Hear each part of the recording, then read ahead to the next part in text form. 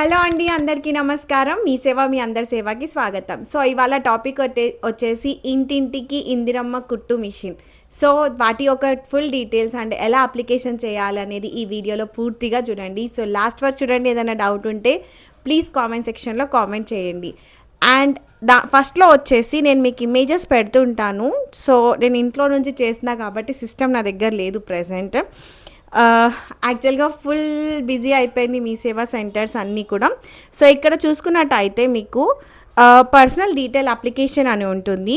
So దాంట్లో మీ name అనేది enter చేయాలి యాజ్ పర్ ఆధార్లో ఎలా ఉందో అలానే ఎంటర్ చేయాలండి. ఆధార్ కార్డులో కాకుండా ఒక్క నెంబర్ కూడా మనకి అంటే ఒక్క లెటర్ కూడా మనకి తప్పు రాస్తే మనకి అప్లికేషన్ అనేది ఫార్వర్డ్ అవ్వదన్నమాట.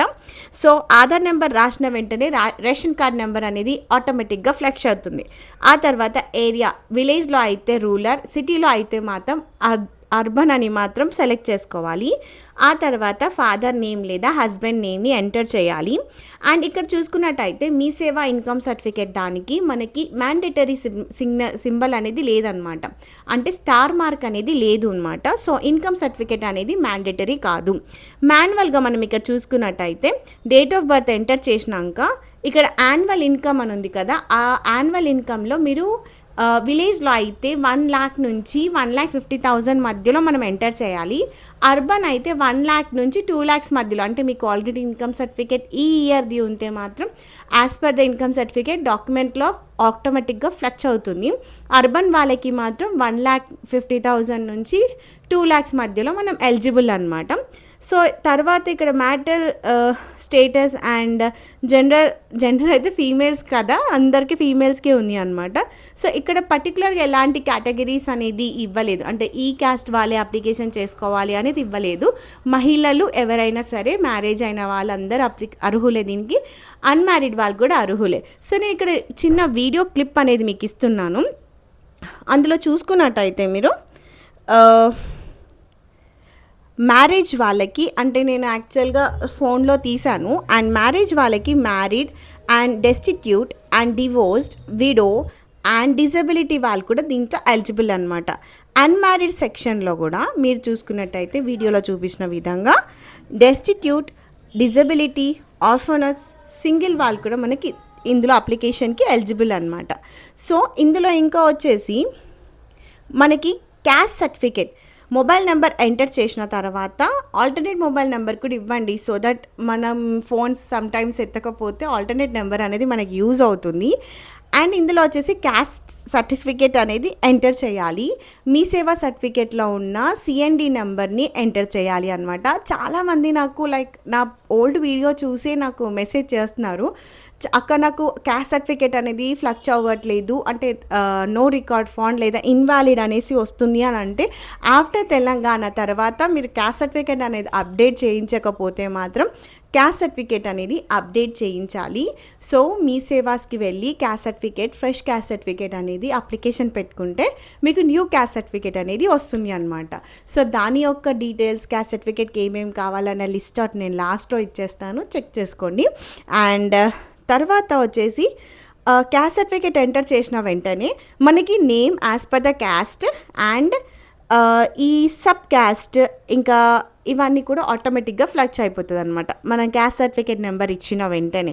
అండ్ తర్వాత వచ్చేసి ఎడ్యుకేషనల్ క్వాలిఫికేషన్లో 5th క్లాస్ అండ్ ఎబో లేదా చదువుకోలేని వాళ్ళు కూడా మనం దీంట్లో అర్హులే అనమాట. సో అక్కడ మీరు ట్రైనింగ్ సర్టిఫికేట్ నాకు లేదు అని కూడా అంటున్నారు.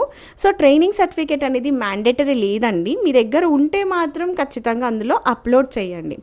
అండ్ నెక్స్ట్ వచ్చేసి అడ్రస్ డీటెయిల్స్ అనేది ఉంటుంది. డిస్టిక్ డ్రాప్ డౌన్లో ఏ డిస్టిక్ అయినా అప్లికేషన్ పెట్టుకోవచ్చు, తెలంగాణ అయితే చాలు అనమాట. ఆ తర్వాత కాన్స్టిట్యున్సీలో రాంగ్ రాస్తే టెన్షన్ ఏం లేదండి. సో మీరు యాజ్ ద సర్టిఫికేట్ మీ డాక్యుమెంట్ వెరిఫై అయ్యే టైంకి మీరు వాళ్ళకి అప్డేట్ చేయొచ్చు. And municipality, mandal and panchayat and pin code, door number and మొత్తం కరస్పాండింగ్ అడ్రస్ అంతా కూడా మీరు క్లియర్గా మెన్షన్ చేసేసేయాలన్నమాట. ఇన్ కేస్ ఆఫ్ ట్రైనింగ్ మీరు సర్టిఫికేట్ ఉంటే మీరు ఆ ట్రైనింగ్ ఏదైతే చేశారో, నేను వీడియో పెడుతున్నాను చూడండి. సో అక్కడ గవర్నమెంట్దా, టీజీబీసీసీఎఫ్సి వాళ్ళదా, నాట్ ట్రైన్డా, అదర్దా. అసలు యాక్చువల్గా అక్కడ మనం సెలెక్ట్ చేసుకోవాల్సిన అవసరం లేదు, మ్యాండేటరీ లేదు కాబట్టి. సో మీ దగ్గర పైన గవర్నమెంట్ లేదా టీజీబీసీసీఎఫ్సి లాంటి ట్రైనింగ్ సర్టిఫికేట్ ఉంటే మాత్రం ఖచ్చితంగా దాంట్లో అప్లోడ్ చేయొచ్చు అనమాట. అండ్ సో ఇక్కడ మీకు చూసుకున్నట్టయితే ట్రైనింగ్ది లేదు.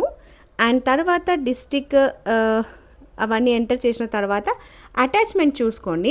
అటాచ్మెంట్ వచ్చేసి photo, only applicant photo, training certificate compulsory లేదు. సో అక్కడ అప్లికెంట్ ఫోటో దగ్గర స్టార్ట్ మార్క్ ఉంది. సో రీసెంట్ ఫోటో పెట్టడం ఈజ్ బెటర్. 50 KB నుంచి 1024 KB మధ్యలో ఉండాలన్నమాట ఆ ఫోటో సైజ్ అనేది. ఒకవేళ టైలరింగ్ సర్టిఫికేట్ ఉంటే మాత్రం అది కూడా సేమ్ కేబీలోనే మనం అప్లోడ్ చేయాలి.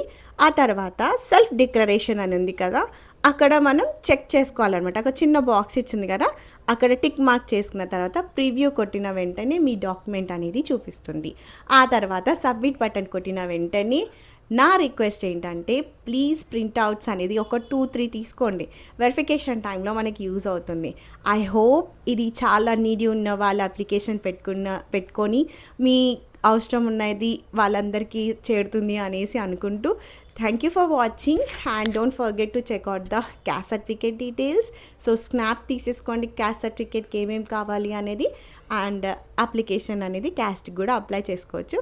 So thank you for watching. మీ సేవ మీ అందరి సేవ.